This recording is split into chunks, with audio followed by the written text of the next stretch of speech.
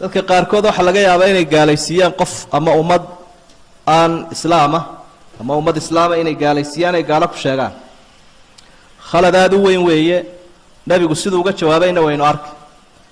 dadka qaarkoodna waxa laga yaabaa iyagoo kuwaa u jawaabaya inay u qaataan ama ay yidhaahdaan qofku wuxuu doonayaba ha sameeye ma gaaloobayo iyana waa qalad kale marka u horeeya qur-aanka kariimka ilaahay wuxuu ku sugay qofku sidii uu dee islaamka ugu soo galay kelmadda tawxiidka inuu kelmad kaga bixi karo niman munaafiqiin ahaa ayaa waxay ku dheeldheeleen rasuulka iyo asxaabta oo ay aflagaadeeyeen caayeen wax ka sheegeen ilaahay aayad qur-aan buu ku soo dejiyay isagoo tilmaamaya erayadoodaas ay fudaydsanayaan ee ay leeyihiin kaftan baabay naga ahay inay ku gaaloobeen ولئن سألتهم ليقولن إنما كنا نخوض ونلعب هداد ويديسات إلى محل الذي وعيدين يا أصحاب توعيدين وحي كليه هو يسكر الليلة إنه كفتن به قل أب الله وآياته ورسوله كنتم تستهزئون ما إلهي يا آياته سير رسول كيسا كل الليلة لا تعتذروا قد كفرتم بعد إيمانكم وحد كنت له حبها عذر دارننا وقالوا ذين سعد بالله سبحانه وتعالى قفكوا قالوا بكريا قول كيسا قلب كيسا يفعل كإنتبا إذا مركا ما قالوا بكريا ده إسلامي ما ربوا الباو هي وحشرا ما هاتاس كلمة ده التوحيد كوكو صاقلي مثل ما يضطي كفر قابو كقبح كريا عدة ددك قاليسين يسا وحرونتي حسد مضانين يوغادان إنا وحلقوا قاليسين كرين دليل شرعي مويانه التكفير وحق لله سبحانه إلهي با عد قاليسين كره oo macnaha daliilkiisa sharciga rasuul ilaahay rasuulka ka soo arooray ka yimi sharciga ku sugan baa loo cuskan karaa laakiin qofku cid uu naco iyo rabitaankiisa cid kuma gaalaysiin karayo taas waa qodobka labaad jira waxa weeye rasuulku sallallahu alayhi wasallam aad buu uga digay erayga inay dadku isku tuurtuuraan hebel waa gaal iyo reer hebel waa gaal iyo kooxdaasi waa gaalo eraygaas in la isku tuurtuuro khatartiisu ka digay nabigu calayhi salaatu wasalaam hadii saxiixaynka ku sugan nabigu waxa uu ku yiri qofka walaalkiisii muslimka ku yiraahdo yaa kaafir gaalow buu ku yiri kan waa gaal ama uu ugu yeeray ama uu ku eedeey hadii uu gaal yahay ha way qabsanaysa hadii aanu gaal ahayna isagay ku soo noqonaysa kelmadii uu sheegay buu ku gaaloobayaaba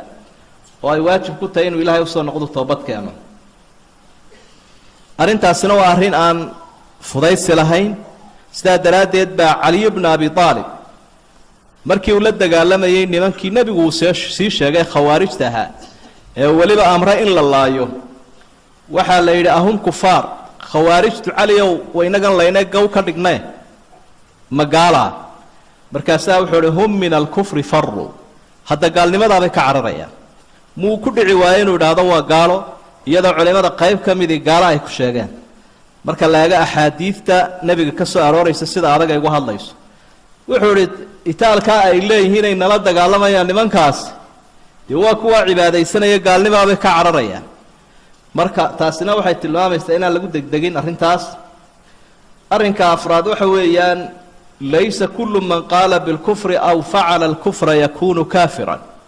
qof kasta oo uu ka soo arooro ama ka yimaado xaqiisa ficil gaalnimo ah ama qowl gaalnimo ah ugu horeynba lagu xukumi maayo intaan arrinkiisa la eegin gaalnimo lagu xukumi maayo sida ahlus sunna wal jamaa qabaan waayo farqi baa u dhaxeeya ficilka iyo faacilka ficilkii oo la isku waafaqsan yahay inuu gaalnimo yahay ama hadalkii oo gaalnimo ah ayaa qofka faacilka sameeyay dib loo eegayaa bal inuu ficilkan isaga lagu xukumi karayo in kale laana hunaaka mawaanican waxa jira waxyaabo qofka gaalnimada ka hor joogsada oo cudurdaar ugu noqon kara ficilku sameeyay iyo qowlka uu ku dhawaaqay arintaasina in la ogaado waa laga maarmaan waxa uu horeeya mesela khata qofka waxa la leeyahay marka la soo joojiyo arrinkiisani ma gaf buu uga dhacay mise uu kasay way dhacday nabiga calayhi salaatu wasalaam xadiidkiisa ku sugan tahay inaanu gaalnimo ku xukumin nin ku dhawaaqay kelmad kufri ah si khata ugu dhawaaqay ninbaa gaadiidkiisa uu ka lumay buu nabigu calayhi salaatu wasalaam isagoo meel cid la maraya sikadiisa hunbuu gaadiidkii ugu soo baxo u helay isagoo hurduun bay neefkii u fuushanaysay soo dul taagay naxdintii uu naxay baa wuxuu uhi allaahuma anta cabdii wa ana rabbuk akhda'a min shiddati alfarax wuu gafayoo wuu kala badbatayoo wuxuu uhi ilaahayow adiguna addoonkaygii baa tahay aniguna rabbigaagaan ahay waa eray khatara oo qofku hadduu kasta uu ku gaaloobayo laakiin nebigu uu cudurdaara wuxuu ihi qofkaasi ninkaasi wuxuu la gafay farxaddii ayaa ka badbadatay mawaanicda waxa labaadoo ka mid ah oo qofkii aan kelmaddii kufriga hadday ka soo baxdo ama ficilkii uu sameeyo aan gaalnimo lagu xukumaynin cinda alikraah marka qofka la dirqiyo ee qasab uu jiro sidii muslimiintaba in badan lagu samayn jiray aalow yaasir waa camaar ibnu yaasir aabbihii yaasir hooyadii sumaya waxay ahaan dadkii wakhtiga hore islaamay waa la dhibi jiro ilaahay daraaddii iyo diinta iyo tawxiidka lagu garaaci jiray maalin maalmaha ka mid a ayaa camaar binu yaasir garaaceen saxaraagaasay jiifiyeen dhagaxaanna way la dhaceen isagoo dhibban baa waxay idhahen haddaad doonaysa inaan ku sii dayno maxamed caay wuu caayayoo way sii daayeenoo nebigu u yimi wuxuu uhi maanta waan halaagsamay maxaa ku halaagay buui wuu u sheegay wuxuu idhi fa in caaduu facud haddii ay kugu celiyaan mar kale adiguna caydaa u noqo mar haddii lagu qasbay wax kaa raacaya oo dembi ma jiro ilaahay baa soo dejiyey subxaana wa tacaala aayaadka ku sugan suuratu naxli ee 106 alla waxau uhi man kafara billaahi min bacdi iimaanih ilaa man ukriha waqalbuhu muطma'inu biliimaan walaakin man sharaxa bilkufri sadra qofka ilaahay ka gaalooba intii waa shahaatay kadib